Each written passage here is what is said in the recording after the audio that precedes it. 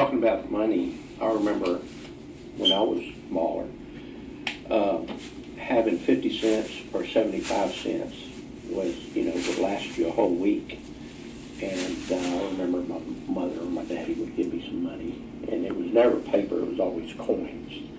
And I would go to the picture show and buy junk food in there, and he may give me 2 quarters or a quarter, and that's all I needed, to entertain myself. Right. Was just coins. And I remember my daddy, he never had a checking account. Every time he had money, it was always cash. And he kept it rolled up. Didn't have a wallet, he had it rolled up or folded over. It was always a big bundle.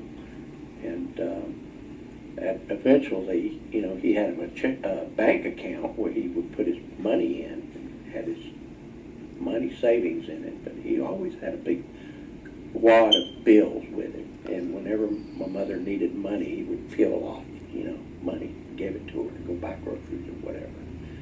So that probably meant your mother, your dad had to go down and pay the light bill in person, Yeah. or the... Well, that's what my daddy did. Okay. Our mother didn't fool with any of that. He controlled the money.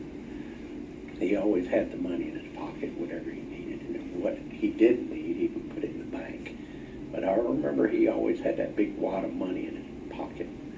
And talking about entertainment, when he was off, they got days off from work, and he would take that wad of money and he would go down and see his buddies at the pool hall or one of the Mexican bars on Houston Avenue. He'd go play cards with his buddies, and he probably gambled a little money, but I remember the guys that he played cards with always said that my daddy was a good card player. He knew how to play cards because he would end up, winning money. He was good at it. Huh? Yeah.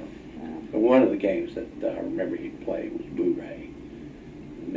I never knew how to play it, but I remember them mentioning that he was good at playing Boo-Ray. Okay. That's a French game. Is Yeah. it? Yeah, Never heard of it. it's real funny. I won a lot of money playing Blu-ray. We had a lot of fun playing Yeah. cards. That was another thing. We had a lot of people from Louisiana come and worked at the refineries, and they more or less kind of socialized around us, not so much with us, but around us. And a lot of his friends were French people from Louisiana, and they came here to the area like we did from where we came from. But they stayed and they raised their families here. But they're originally from Louisiana, and